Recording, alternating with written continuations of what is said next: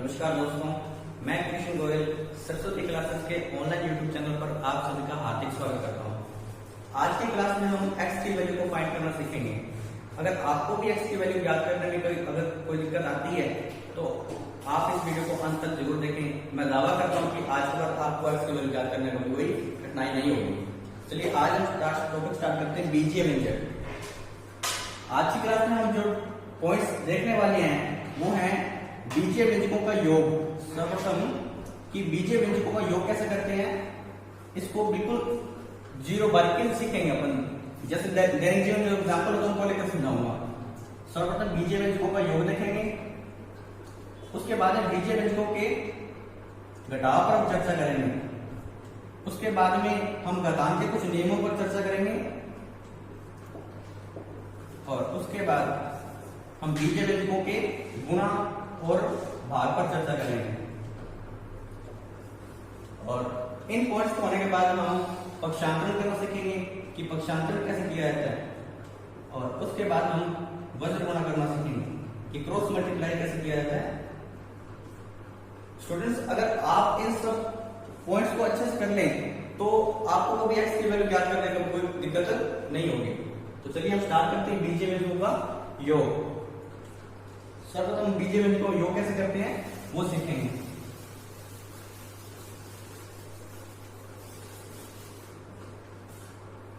तो हमारी आज की पहली हेडिंग है, पहला पॉइंट हमारा बीजीय व्यंजकों का योग। बीजीय व्यंजकों का योग। तो इसमें हमें पहला पॉइंट ध्यान रखना है कि समान चरों का ही हमेशा योग होता है, कि सदैव समान चरों का ही, सदैव समान चरों का ही योग होता है। तो इसमें एक नया वर्ड है चर। तो पहले हम इसके बारे में देख लेते हैं कि चर क्या होता है। चर जिसे कि इंग्लिश में वेरिएबल कहते हैं, वेरिएबल। वेरिएबल में अपन कुछ भी ले सकते हैं, जैसे कि इंग्लिश के अल्फाबेट के small letters x, y, z, a, b, c कुछ भी ले सकते हैं। और अचर एक राशि होती है, अचर राशि ये हमेशा कांस्टेंट होती है। जैसे कि अपन गणितीय संख्या देखते हैं 1, 2, 3, 4 कोई भी संख्यात्मक मान है 10, 100, 1000 कुछ भी हो, ये सभी क्या होते हैं, अचर राशियां होती हैं। अब जैसे कि 2 है तो 2 का मतलब 2 ही, आप इसको कम ज्यादा नहीं कर सकते, ये एक निश्चित मान है, ये एक निश्चित मान है, इसलिए अचर हमेशा क्या होते हैं, निश्चित होते हैं। लेकिन आपने बहुत बार देखा होगा कि अगर x की वैल्यू फाइंड करते हैं या y की वैल्यू फाइंड करते हैं तो कभी x की वैल्यू 1 आती है, कभी 50 आती है, कभी 2 आती है, कभी 40 आती है। तो ये चर राशि कभी भी निश्चित नहीं होती, इसलिए हम इन्हें अनिश्चित कहते हैं। चर राशि जो है वो अनिश्चित होती है। तो चर यानी वेरिएबल।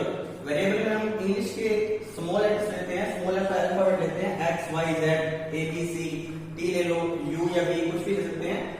ये राशियां जो होती हैं अनिश्चित होती हैं, इनका मान ज्ञात किया जाता है, ना कि निश्चित होता है पहले। अचर राशियां वे राशियां जो निश्चित होती है बिल्कुल, कि जैसे कि हम गणितीय संख्याएं देखते हैं, ये सभी राशियां अचर राशियां कहलाती हैं और ये सभी निश्चित होती हैं। आप इन्हें नोट कर लीजिए कि चर राशि क्या होती है और अचर राशि क्या होती है।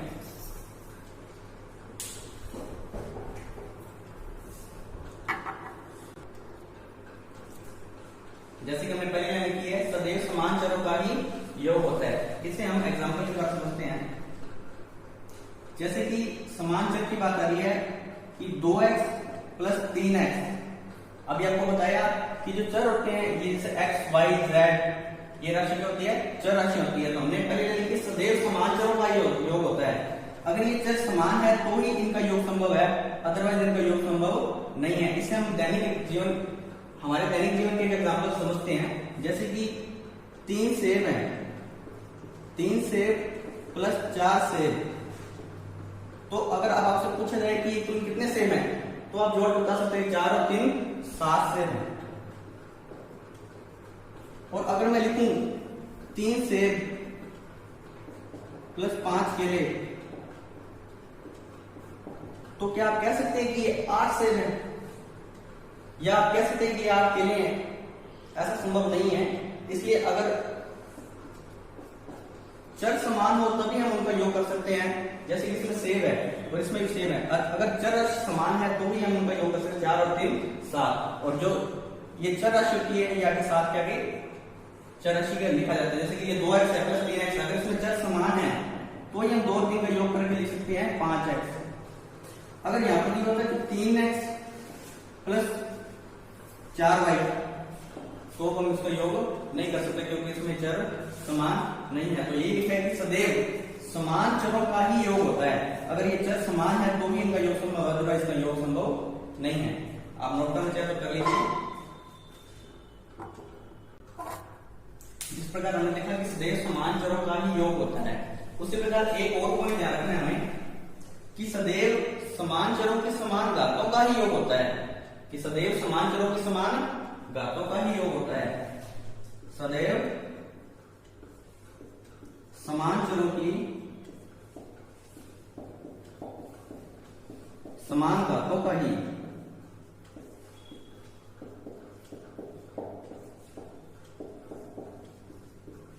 योग होता है।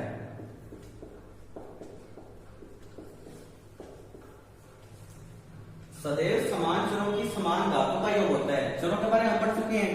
अब इसमें नया वर्ड आया घातों का, कि समान चरों की समान घातों का योग होता है। घातों का मतलब होता है पावर, घातों का इंग्लिश में मतलब है पावर, कि सदैव समान चरों की समान घातों का योग होता है। इसे मैं एक एग्जांपल लेकर समझते हैं कि अगर लिखा है कि 4x² प्लस 3x², अगर समान चरों की पहली कंडीशन तो यही कि चर तो समान होना ही चाहिए। इसमें x है, इसमें x है, चर समान है। आगे के लिए कि समान घातों का, कि इनकी घात भी समान होनी चाहिए तो ही इनका योग संभव है, नहीं तो इनका योग संभव नहीं है। कि अगर 4x² प्लस 3x², अगर यहाँ पर चर सेम है, यहाँ पर चर सेम है, इनकी घातें भी समान है, तो ही हम इनका योग कर सकते हैं कि 4 प्लस 3 7 और आगे x²। इससे हम ऐसा समझ सकते हैं कि जैसे ये एक x परिवार है, मान लीजिए कि एक x परिवार है, x² भी एक परिवार है, y भी एक परिवार है, ये सभी एक परिवार की भांति हैं। y भी एक परिवार है, y² भी एक परिवार है, xy² भी एक परिवार है, x²y भी एक परिवार है। ये सभी अलग अलग परिवार हैं और इनका जो सदस्यों का चुनाव होता है वो इसी परिवार में होता है। कि अगर एक 7x है प्लस एक 3x² है तो ये अलग अलग परिवार है, तो इनका इन दोनों सदस्यों का चुनाव इस परिवार के अंदर नहीं होगा। ये दोनों सदस्य ऐड कभी भी नहीं होंगे। समान परिवार के अंदर ही इनका सदस्यों का मेंबर को अपन काउंट करेंगे। कि अगर ये परिवार x² परिवार है, x² परिवार समान है तो ही हम इन सदस्यों को जोड़ेंगे कि इनमें मेंबर हो जाएंगे 4 प्लस 3 7, और आगे ये परिवार आगे शो कर देंगे हम कि 7x²। इसे हम 2-3 एग्जांपल से जरा और समझते हैं। जैसे कि 3x³ है प्लस 4x² है प्लस x³ प्लस 2y²। अब इसमें देखिए एक तो ये परिवार है, ये परिवार समान है तो हम इन दोनों को जोड़ सकते हैं। अगर ये परिवार समान है, इसमें 3 सदस्य हैं, अगर कुछ भी लेना इसका मतलब यहाँ 1 लिखा है तो 3 और 1 4x³ x² y², ये दोनों परिवार अलग अलग है तो इसे एज इट इज लिख देंगे, इनका योग संभव नहीं है। आप इसे नोट करना चाहें तो कर लीजिए।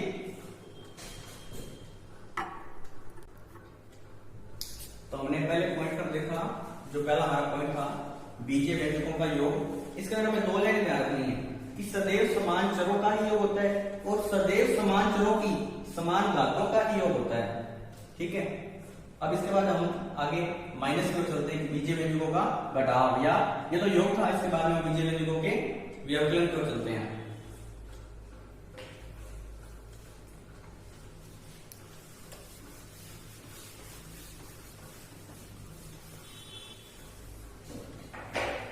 बीजीय व्यंजकों का व्यवकलन, व्यवकलन यानी घटाव, सब्सट्रैक्शन, बीजीय व्यंजकों का घटाव। इसके लिए हम एक 4 इक्वेशन देखते हैं, 4 केसेस देखते हैं हम। 7 प्लस 5, 7 माइनस 5, -7 माइनस 5, -7 प्लस 5 और +7 माइनस 5। शुरू में प्लस लगाए ना लगाए कोई बात नहीं है, लगा सकते हैं, नहीं भी लगा सकते। अगर कुछ भी नहीं लिखा कहने का मतलब यहाँ प्लस ही है, तो ये 4 किस बन गए, plus plus minus minus minus plus और प्लस माइनस। इन्हें कैसे सोल्व करते हैं? हमें कई बार कंफ्यूजन होती है कि जोड़ें या घटाएं, चिन्ह कौन सा आएगा, प्लस का आएगा या माइनस का आएगा जोड़ने के बाद। तो एक मजेदार तरीका इसके लिए देखें आप, अगर दोनों चिन्ह समान है, अगर समान साइन है, बिल्कुल सेम साइन हो, अगर प्लस प्लस है माइनस माइनस, तो हमेशा हम जोड़ करेंगे। अगर समान चिन्ह है तो हमेशा हम जोड़ करेंगे। अगर विपरीत चिन्ह है, 1 प्लस 1 माइनस, 1 माइनस 1 प्लस, तो हम हमेशा घटाव करेंगे। ध्यान रखिएगा, अगर समान चिन्ह है तो हम जोड़ करेंगे, अगर विपरीत चिन्ह है तो हम घटाव करेंगे। और यहाँ एक जो प्लस माइनस आएगा उसके लिए हमें ये ध्यान रखना है कि जो वैल्यू बड़ी होगी दोनों में से उसी वैल्यू का साइन आएगा। अगर 7 बड़ा है तो 7 का साइन आ जाएगा, इस वैल्यू में 7 बड़ा तो ये साइन आ जाएगा, इस वैल्यू में 7 बड़ा तो ये साइन आ जाएगा, इस वैल्यू में 7 बड़ा तो ये साइन आ जाएगा। देखते हैं कैसे, कि जैसे मैंने कहा दोनों अगर प्लस और दोनों माइनस, दोनों हमेशा जोड़ करना है। 7 और 5 12, और साइन हमेशा वही आएगा जो बड़ी संख्या के साथ में। बड़ी संख्या कौन है, 5 और 7 में से 7, तो 7 के साथ कौन सा साइन है, प्लस, तो यहाँ प्लस आ जाएगा, प्लस का 12 आएगा। 7 और 5 12, प्लस लगाए ना लगाए वो आपकी मर्जी है। इसके बाद में अगले कैसे देखते हैं कि दोनों को माइनस है तो भी हम जोड़ करेंगे। 7 और 5 12, अब इसे 5 बड़ा है 7 बड़ा, 7 के साथ कौन सा साइन है, माइनस का, तो हम यहाँ माइनस लगाएंगे। इसके बाद में देखते हैं प्लस माइनस और माइनस प्लस वाले केस जिनमें हमेशा घटाव करना है। हमेशा बड़ी संख्या में छोटी संख्या घटाएंगे। 7 में से 5 गया 2। अब रही साइन की बात की, साइन कौन सा आएगा, उसके लिए 5 बड़ा है 7 बड़ा, 7 बड़ा, 7 के साथ साइन कौन सा है, माइनस का, तो हम यहाँ माइनस का साइन लगा देंगे। इसी प्रकार नेक्स्ट में कि 7 में 5 गया 2, 7 बड़ा है 5 बड़ा, 7 का साइन कौन सा है, प्लस का, तो हम यहाँ प्लस का 2 आ जाएगा। तो इस तरीके से आप इजीली इनको सोल्व आउट कर सकते हैं, इनमें कोई कंफ्यूजन कभी नहीं होगी।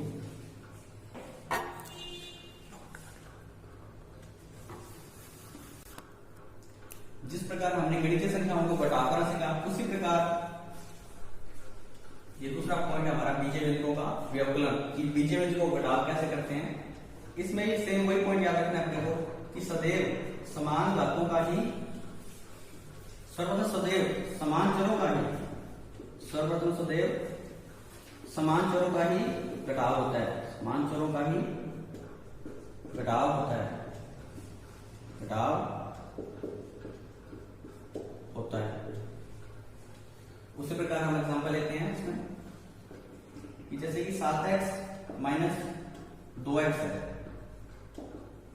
ये क्या सदैव समान चरों का ही घटाव होता है। चर हमेशा क्या होना चाहिए, समान होनी चाहिए। अगर यहाँ चर समान है तो हम इसका घटाव कर सकते हैं, अदरवाइज हम घटाव इसका नहीं कर सकते। जिस प्रकार हमने गणितीय संख्याओं को देखा था घटाने का, कि प्लस आएगा या माइनस आएगा, जोड़ेंगे या घटाएंगे, उसी में उस वही नियम अपने लागू करते हैं। 1 प्लस 1 माइनस है, अगर प्लस माइनस हो तो हम क्या करते हैं, घटाव करते हैं। तो इसमें हमें घटाव करना, 7 में से 2 गया 5x, और बात है कि साइन कौन सा आएगा, 7 बड़ा है 2 बड़ा, 7 बड़ा, 7 का साइन कौन सा है, प्लस का, तो ये प्लस का 5x आ जाएगा। इस प्रकार आप बीजीय व्यंजकों का घटाव कर सकते हैं इजीली। इसके बाद एक एग्जांपल और देख लीजिए कि 5y माइनस 7y, इसमें भी 1 प्लस 1 माइनस है, तो हम इसमें घटाव करेंगे। तो 7 में से 5 गया 2y। सर्वप्रथम ये देखेंगे ये चर समान है, समान चरों का ही घटाव होगा ना।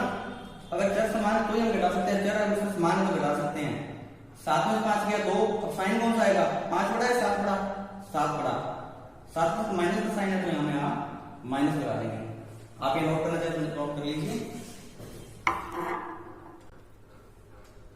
जिस प्रकार हमने योग में जो एग्जांपल लिए थे दैनिक जीवन वाले सेब और केले को, वो एग्जांपल आप इसमें ले सकते हो कि जैसे कि 7 सेब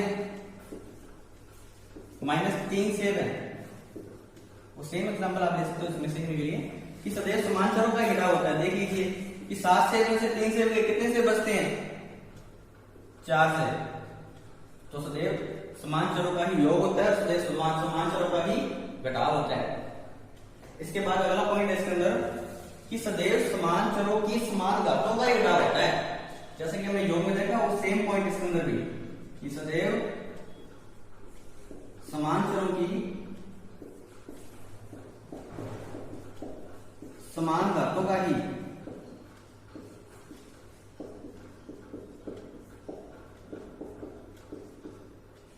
सदैव समान चरों के समान घातों का ही घटाव होता है। जैसे कि 10x² माइनस 2x² समान चर होने चाहिए। पहली कंडीशन तो ये है ही कि सदैव समान चर होने चाहिए। तो जब तो इसमें समान है, इसमें भी x है, इसमें भी x है। साथ में इसमें क्या कंडीशन, सदैव घातें भी समान होनी चाहिए। तो यहाँ भी 2 है, यहाँ भी 2 है, तो समान चर है, समान घातें, तो हम इजिली हम इसको घटा सकते हैं। तो वो प्लस माइनस है, इसका मतलब हमेशा घटाएंगे। अगर दोनों चीजें विपरीत हैं तो हमेशा घटाते हैं, अगर दोनों चीजें समान हैं तो हमेशा जोड़ते हैं। अब इसमें दोनों चीजें विपरीत है तो हम घटाएंगे। 10 में से 2 गया 8, आगे ये क्या है x², तो ये x² यहाँ सेम लिखेंगे।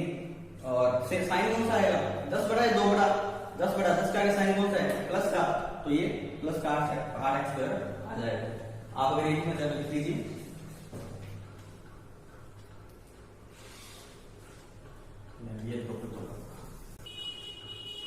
जैसे कि अब तक हम 2 पॉइंट पढ़ चुके हैं, बीजीय व्यंजकों का योग कैसे करते हैं और बीजीय व्यंजकों का घटाव कैसे करते हैं।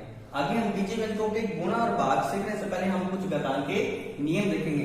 इनके बिना हम गुणा या भाग नहीं कर सकते। पहले हम घटान के कुछ नियम देखते हैं। घटान के नियम, घटान के नियम में देखिए जैसे कि लिखा है a की पावर m, a की घात m। यहाँ a क्या है, a यहां आधार है, आधार यानी कि बेस, और m क्या है यहां, पावर यानी कि घात। a की पावर m, a मतलब यहां a यहां आधार है, बेस m यहां घात है यानी कि पावर। a की पावर m, a की घात m। इसका अर्थ क्या है a की पावर m का, a का m बार गुना, इसका अर्थ है a का m बार गुना, कि a को m बार गुना करते जाएं, डैश डैश डैश m बार, कि a को m बार गुना करना, इसको शॉर्ट में लिख सकते हैं a की पावर m। इस प्रकार 2 इंटू 2 लिखा है, तो हम शॉर्ट में क्या लिख सकते हैं, 2 की पावर 1 2 3, 2 की पावर 3, की 2 का 3 बार गुना, 2 का 3 बार गुना। इसी प्रकार ये a की पावर m, कि a का m बार गुना, इसको ओपन करेंगे तो लिखेंगे कि 2 को 3 बार गुना, 2 गुना 2 गुना 2। नोट कर जाए, नोट कर लीजिए। जैसे कि यहां लिखा हो कि x की पावर 4, तो इसका मतलब है x का 4 बार गुना, x गुना x गुना x गुना x, 1 2 3 4, कि x का 4 बार गुना, इसका मतलब 4x की पावर 4। इससे एक नियम सिद्ध होता है कि अगर ऊपर यहाँ कुछ भी लिखा तो यहाँ के मतलब क्या है, 1 है। अगर आधार समान हो और बीच में गुणा हो, अगर आधार समान हो बीच में गुणा हो तो धातुओं का हमेशा योग हो जाता है। इससे हम अपना घातांक नियम का पहला नियम देखेंगे। तो घातांक के नियम का पहला नियम है कि a की पावर m गुना a की power m is equal to a की पावर m प्लस n, कि अगर आधार समान हो और बीच में गुणा का साइन हो तो घातों का हमेशा योग होता है। तो a की पावर m प्लस n, इसे हम एक एग्जांपल के द्वारा समझते हैं। जैसे कि लिखा है 2 की पावर 3 गुना 2 की पावर 2, तो क्या होगा कि आधार समान है, दोनों जब 2 है, आधार समान है, बीच में गुणा का साइन है, तो धातु का योग हो जाएगा कि 2 की पावर 3 प्लस 2, तो 2 की पावर 3 और 2 5 होती है, 2 की पावर 5। इसी प्रकार हम अपना दूसरा नियम देखते हैं इसमें कि अगर हो a की पावर m भाग a की पावर n, तो क्या होगा, तो a की पावर m माइनस n हो जाएगा। कि अगर आधार समान है और बीच में भाग है तो m माइनस n हो जाता है, कि पहली पावर में से दूसरी पावर घटा दी जाती है, तो a की पावर m माइनस n। इसे अपने प्रूव भी कर सकते हैं, देखो कि a की पावर m भाग a की पावर n है, तो इसका मतलब हो गया कि भाग है, भाग बटे में चल जाएगा कि a की पावर m बटा a की पावर n। ये a की पावर n नीचे प्लस में है, a की पावर प्लस n है, अगर ऊपर जाएगा तो ये माइनस n हो जाएगी। a की पावर n तो ऊपर पड़ा ही है, ये a की पावर n प्लस किया है, ये ऊपर जाएगी तो माइनस की हो जाएगी a की पावर। और अभी हमने पढ़ा कि अगर आधार समान हो, बीच में गुना हो, तो घातों का योग हो जाता है। उसी पहले रूल से देखते हैं कि आधार समान है, बीच में गुना है, तो घातों का योग हो जाएगा। तो a की पावर m, ये माइनस n है, तो ये माइनस n लिख दिया, तो ये नियम प्रूव हो जाता है।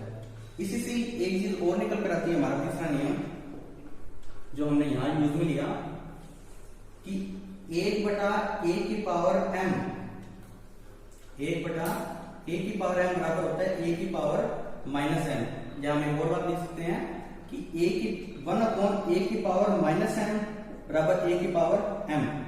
कहने का मतलब इतना सी है कि अगर पावर नीचे प्लस की है तो ऊपर जाकर माइनस की हो जाएगी, अगर पावर नीचे माइनस की है तो ऊपर जाकर प्लस की हो जाएगी। कहने का मतलब साइन अपोजिट हो जाता है, अगर प्लस की है तो माइनस की हो जाएगी, अगर माइनस की है तो पावर प्लस की हो जाएगी। इससे हम एक एग्जांपल के साथ समझते हैं। यहां लिख लेता हूं एग्जांपल कि 2 की पावर 4 बटे में 2 की पावर 2 क्या होगा,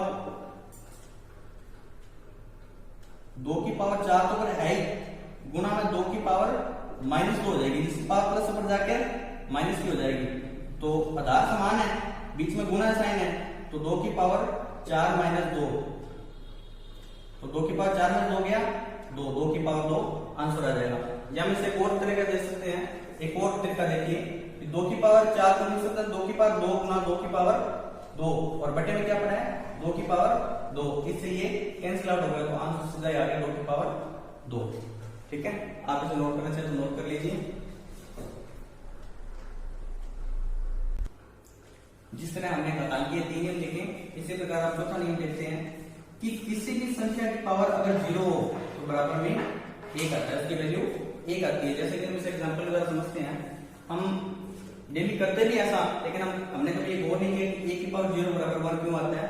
देखिए कि लिखा है कि x बटा x, तो हम इसे काट देते हैं, x से x कैंसिल बराबर 1, तो ये 1 आया कैसे, ये इसी से आया। देखिए यहाँ x बटा x है, तो यहाँ ऊपर पावर x की पावर 1 है, दोनों में x की पावर 1 बटा x की पावर 1, तो हम इसे लिख सकते हैं इसके थ्रू 1 बटा a की power m equal to a की पावर माइनस n, ये x की पावर और गुना x की पावर 1, ये प्लस की है, ऊपर जाएगी तो माइनस की हो जाएगी, तो x की पावर माइनस है। उसके बाद हमने देखा था कि आधार समान हो और बीच में गुणा साइन हो, आधार समान हो बीच में गुणा साइन तो घातों का योग हो जाता है, तो x की पावर 1 माइनस 1 बराबर x की पावर 0।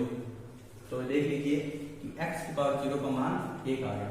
इसी प्रकार किसी भी संख्या की वैल्यू अगर आप पावर आप 0 करते हो तो उसकी वैल्यू 1 आती है। कि अगर लिख दें कि 1000 की पावर 0 तो बराबर भी 1 होगा, 10,000 की पावर 0 तो भी 1 होगा।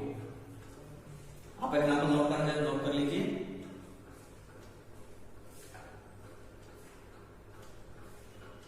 आप इस वीडियो को यहाँ पॉज करके भी अपना एग्जाम्पल नोट कर सकते हैं। ठीक है, मैं इसे साफ रखता हूँ और अपने अगले पॉइंट तक चलता हूँ। चौथा पॉइंट हो गया, उसके बाद 5वां पॉइंट है कि किसी भी संख्या की पावर 1 कर दें तो संख्या वही आती है। एग्जाम्पल के लिए अगर 5 की पावर 1 लिखा है तो 5 ही आ जाएगा, अगर y की पावर 1 लिखी है तो y ही आ जाएगा, अगर 3x की पावर 1 लिखी है तो 3x ही आ जाएगा। कहने का मतलब कि किसी संख्या की पावर 1 करने पर वही संख्या प्राप्त नहीं होती है। इसका मतलब है कि 5 की पावर 1 का मतलब क्या है, 5 को एक बार गुणा करना तो 5 ही आएगा। जैसे हम कहते हैं 5 की स्क्वायर, 5 की स्क्वायर का मतलब हमने शुरू में देखा कि a की पावर m का मतलब होता है a का m बार गुना, तो 5 की स्क्वायर का मतलब 5 का 2 बार गुना। अब यहाँ 5 की पावर 1 है तो 5 का एक बार गुना, 5 का एक बार गुना तो 5 होगा। तो यही है, इसी से हमें ये नियम दिखा है कि a की पावर 1 बराबर a, कि किसी भी संख्या की घात अगर 1 हो तो वही संख्या प्राप्त हमें होती है। आप नोट करना चाहे नोट कर लीजिए। अब घातांक के नियम को समझने के बाद हम बीजीय व्यंजकों का गुणा करेंगे। इसमें हम घातांक के नियमों का प्रयोग करेंगे। जैसे कि एग्जांपल है, मैंने आपके सामने कुछ एग्जांपल लिखे हैं, इनको सोल्व करते हैं, इनमें घातांक के नियमों का यूज होगा। जैसे हमने अभी घातांक का नियम देखा था कि आधार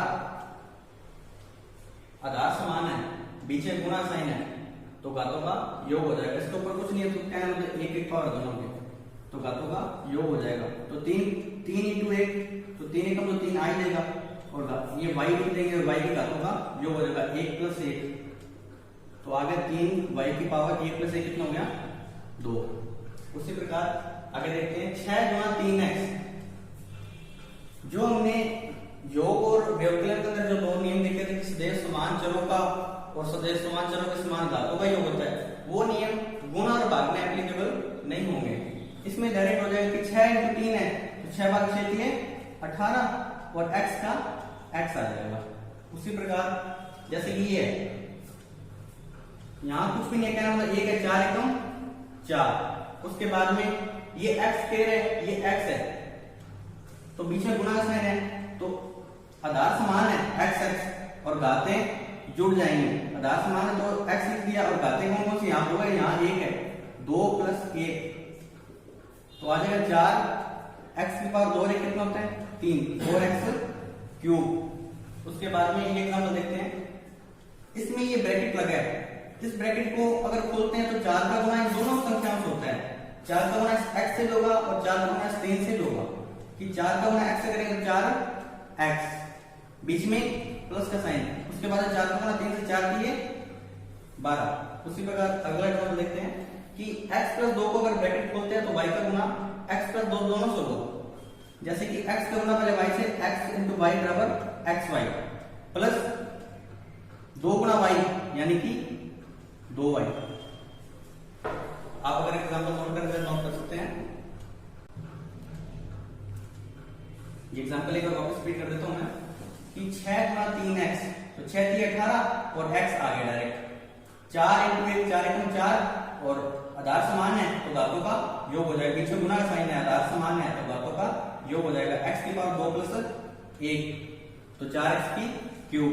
उसी प्रकार आगे 3 इंटू 1 3 एकम 3, y की पावर 1 गुणा y की पावर 1 तो y की पावर 1 प्लस 1 2, y की 3y स्क्वायर, x प्लस 3 गुणा 4 तो 4 का गुणा पहले x है 4x, घात में ये साइन बीच में प्लस का, यहां लिख देंगे इसको 4 दिए 12। उसी प्रकार ये x into y xy plus 2 into y 2y। अब आगे हम ये देखते हैं x प्लस y गुणा x प्लस a गुणा x प्लस b का गुणा कैसे करते हैं, ये देखते हैं हम अपन।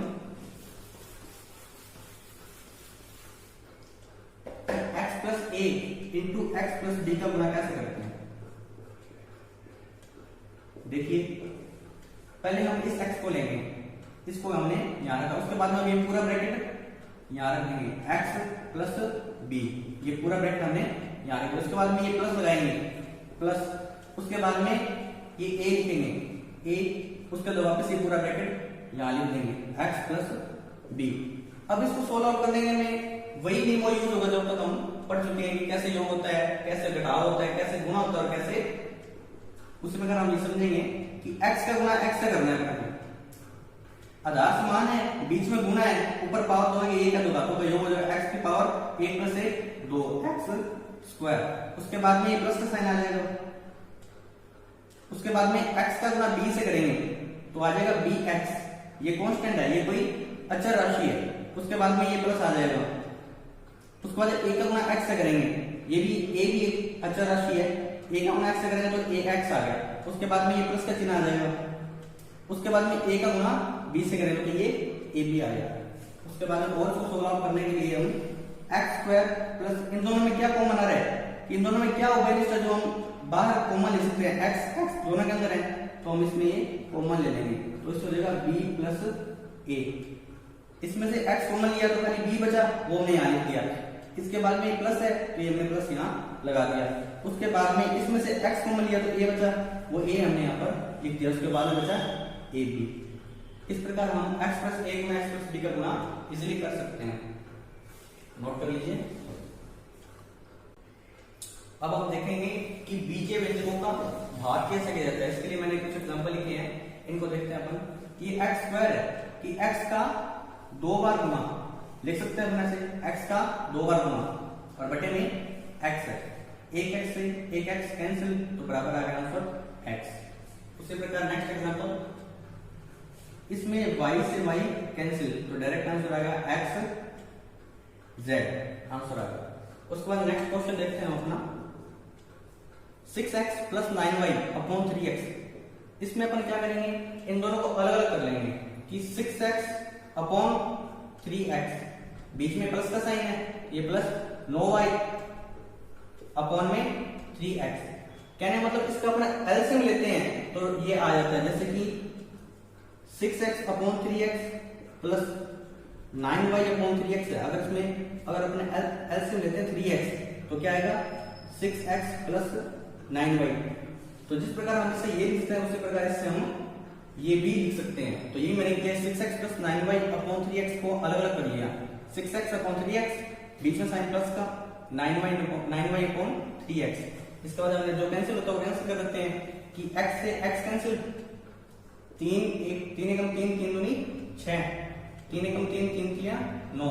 तो आंसर क्या आया 2 प्लस 3y अपॉन x, ये हमारा आंसर आ गया।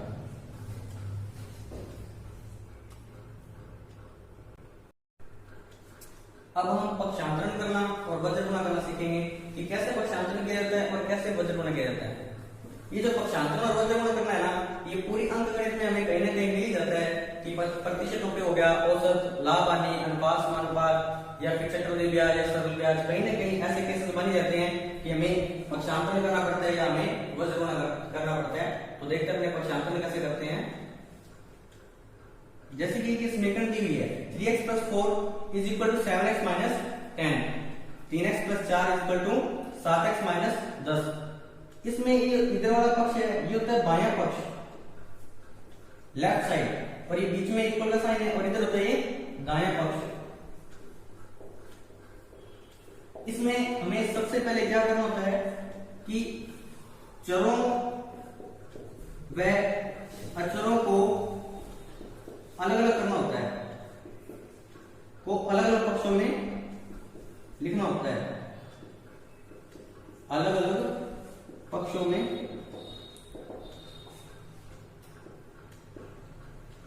लिखना होता है कि जो चर मतलब कि जो x वाली टर्म्स होती हैं और अचर मतलब जो संख्यात्मक मान होते हैं। जैसे कि ये x वाली टर्म है तो ये चर वाली राशि होगी, ये 7x है, ये चर वाली राशि होगी, ये 4 और 10 ये संख्यात्मक मान है। तो चरों को हम एक साइड करेंगे और अचरों को हम एक साइड में करेंगे। तो इसका एक नियम है, अगर अपने यहां से अगर कोई संख्या इस बराबर के इस साइड लेके आते हैं तो जो प्लस की संख्या होती है वो माइनस की होती है और जो माइनस की होती है वो प्लस की होती है। मतलब कि जो साइन है वो चेंज हो जाता है। जैसे यहाँ ये 3x है, यहाँ ये प्लस क्या है, ये अगर उधर जाएगा तो ये 7x एच पढ़ाई है, ये प्लस 3x उधर जाएगा तो माइनस का 3x हो जाएगा। ये प्लस का 4 इधर पढ़ाई है, ये माइनस का 10 है, ये अगर इस बराबर के इस साइड आएगा तो ये प्लस 10 हो जाएगा। तो 10 और 4 14 बराबर 7x में 3 गया 4x, तो x का मान आ गया 14/4। कैसे आया कि ये वज्र गुणा, इसके बाद में पक्षांतरण के बाद देखें वज्र गुणा कैसे करते हैं कि ये जो 4 गुणा में ना, ये अगर बराबर की साइड जाएगा तो बटे में भाग में आ जाएगा। कि अगर कोई संख्या प्लस में है तो उधर जाती है तो प्लस या माइनस में हो जाती है, और अगर कोई संख्या गुणा के अंदर है अगर उसको अपने बराबर के उस साइड जाता है तो ये भाग वाली संख्या गुणा में चली जाती है, गुणा वाली संख्या भाग में चली जाती है। तो ये गुणा में है तो ये उसके भाग में चला जाएगा 14/4। तो ये लिखा है कि x बराबर 14/4। नोट करना चाहे नोट कर लीजिए। पक्षांतरण हम 2 एग्जांपल और देख लेते हैं कि ये जो बराबर के चिन्ह है इसके आप मान चलिए कि बॉर्डर है, अगर यहाँ का कोई सैनिक इस साइड आता है या यहाँ का कोई सैनिक उस साइड जाता है तो हमेशा अपना जो साइन है वो बदल देता है। अगर प्लस का साइन है तो माइनस हो जाता है, अगर माइनस का साइन है तो प्लस हो जाता है। आपको उसको ध्यान रखना है कि ये बॉर्डर है इक्वल, ये इक्वल बॉर्डर है। अगर और इसमें करना क्या होता है कि चरों राशियों को एक तरफ और अचर राशियों को एक तरफ रखना होता है। इसमें चर राशि कौन कौन सी है? 3x और 4x, इसको एच यहीं पड़े रहने दीजिए। जो अचर राशि है उसको आपको उस बॉर्डर से उस साइड लेके जाना है। ये माइनस की है तो ये बराबर के बॉर्डर के उस साइड जाएगा तो ये प्लस की हो जाएगी। ये 3 उधर पड़ेगा, ये माइनस का 6 उधर जाकर प्लस का 6 हो जाएगा। तो इसे हम सोल्व करते हैं 3x + 4x बराबर 7x और 3 और 6 9। तो यहाँ से x की वैल्यू क्या आ गई? ये 7 गुना में उधर जाएगा तो भाग में हो जाएगा 9/7। इसी प्रकार एक एग्जांपल और देख लेते हैं कि पक्षांतर कैसे किया जाता है। कि मैं जैसे मैंने आपको बताया ये बॉर्डर है, इसमें क्या है चर राशियों को एक तरफ करते हैं और अचर राशियों को एक तरफ करते हैं। और जो साइन है अगर प्लस का तो माइनस हो जाएगा और माइनस का तो प्लस हो जाएगा। जैसे 7y है, ये एच इधर पड़ा है, ये 3y उधर है, इस 3y को अपने बराबर की साइड लेके आना है। ये अगर प्लस का है तो इधर आकर ये माइनस हो जाएगा। उसके बाद बराबर ये प्लस 10 ये इधर पड़ा ही है, ये प्लस का 6 अगर बराबर के उस साइड जाएगा तो ये माइनस का 6 हो जाएगा। तो 7 में 3 गया 4y बराबर 10 में 6 गया 4। तो y बराबर ये y के 4 गुना में तो उधर जाएगा तो भाग में 4/4 4 कैंसिल बराबर 1। तो y का मान क्या आ गया 1। अब आगे अपन वज्र गुणा करना सीखते हैं। इसके बाद में पहले हमने पक्षांतर करना सीखा, अब हम वज्र गुणा करना सीखते हैं कि वज्र गुणा कैसे करते हैं। वज्र गुणा यानी कि क्रॉस मल्टीप्लाई। क्रॉस मल्टीप्लिकेशन कैसे करते हैं तो देखिए 4x + 2 बटे में 2x + 2 = 5/3। तो वज्र गुणा क्या करते हैं कि इस 3 का गुणा इस पूरे से करते हैं और इस पूरे का गुणा इस 5 से करते हैं। कि 3 का गुणा 4x + 2 से कर देंगे और 5 का गुणा इसे 2x + 2 से कर देंगे। जैसे कि 4x + 2 है, 4x + 2 इसका गुणा अपन इस 3 से कर देंगे और ये 5 पर बड़ा है 5 गुणा इसका गुणा हम इससे कर देंगे 2x + 2। क्रॉस मल्टीप्लिकेशन यही होता है कि बाएं पक्ष के जो हर है दाएं पक्ष के अंश से गुणा हो जाएगा और जो दाएं पक्ष का जो अंश है उसका गुणा बाएं पक्ष के हर से हो जाएगा। तो ये कि 4x + 2 गुणा 3 बराबर 5 गुणा 2x + 2। उसके बाद में जैसे गुणा करते हैं 4 × 12 x + 2 3 × 6 बराबर 5 × 10x + 5 × 10। उसके बाद जैसे हमने एक पक्षांतर किया था, पक्षांतर वाला केस आ गया कि पक्षांतर कैसे करते हैं। तो वही ये बॉर्डर है, चरों को एक तरफ और अचरों को एक तरफ करेंगे। तो ये चर राशि 12x पड़ी है इधर ही है, जो ये 10x उधर बाएं पक्ष में है, सॉरी दाएं पक्ष के अंदर है जो, उसको हम बाएं पक्ष में ले जाएंगे। तो साइन ये अगर प्लस करो यहाँ ये माइनस हो जाएगा बराबर यहाँ ये प्लस पड़ा ही है, ये प्लस का 6 उधर जाएगा तो माइनस का 6 हो जाएगा।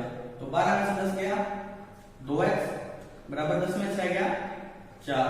तो x का मान क्या आ गया जब ये हमने क्रॉस मल्टीप्लाई किया वही तो है कि x के जो गुणा में है वो बराबर संख्या के भाग में चला जाएगा। तो 4/2 2 × 2 2 × 4 बराबर 2। x की वैल्यू क्या आ गई 2। तो आज हमने बीजीय व्यंजकों का योग, बीजीय व्यंजकों का घटाव, बीजीय व्यंजकों का गुणा, बीजीय व्यंजकों का भाव और घातांक के कुछ नियम और पक्षांतरण कैसे किया जाता है और वज्र गुणा कैसे किया जाता है ये आज की क्लास में हमने किया। मैं उम्मीद करता हूँ कि आपको अच्छे से समझ आया होगा और अब आप x की वैल्यू आराम से ज्ञात कर सकते हैं। आज की क्लास से रिलेटेड हमने जो प्रैक्टिस सेट है वो हमारे टेलीग्राम चैनल पर हमने अपलोड कर दिए हैं। तो आप इस YouTube की वीडियो की डिस्क्रिप्शन बॉक्स में जाकर हमारे टेलीग्राम चैनल को ज्वाइन करके प्रैक्टिस सेट प्राप्त कर सकते हैं। तो चलिए हम कल मिलते हैं नए टॉपिक के साथ। धन्यवाद।